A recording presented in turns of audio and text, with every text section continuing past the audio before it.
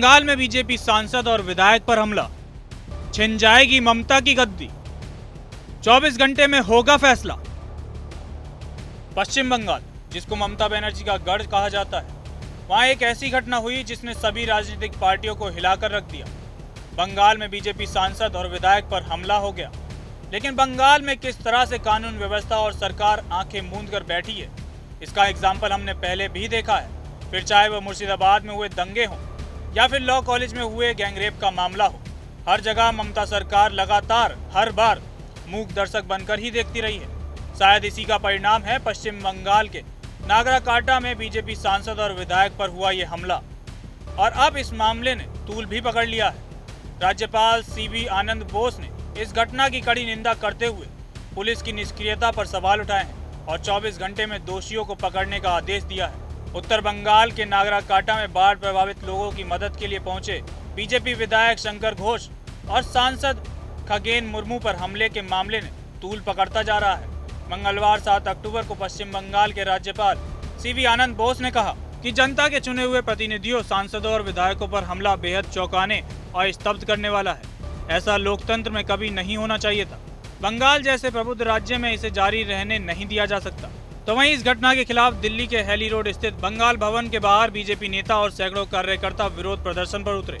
राज्यपाल ने कहा कि ये बेहद चौंकाने वाला है कि ये सब पुलिस की मौजूदगी में हुआ। पुलिस से भारत के संविधान और कानून के शासन को बनाए रखने की अपेक्षा की जाती है, लेकिन वे मिलीभगत कर रहे हैं और अपना कर्तव्य नहीं निभा रहे हैं। CV आनंद बोस ने इस घटना को बेहद दुखद बताया।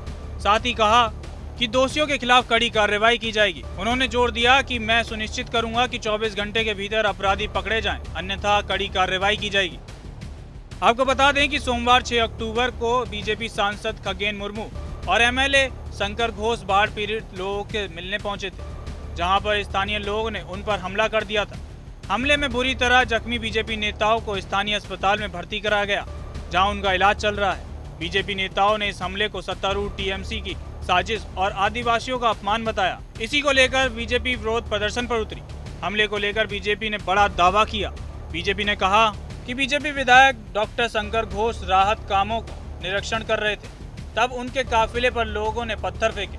घोष के बाएं चेहरे की हड्डी टूटने की वजह से उनकी बाईं आंख के नीचे का हिस्सा गंभीर रूप से प्रभावित हुआ है।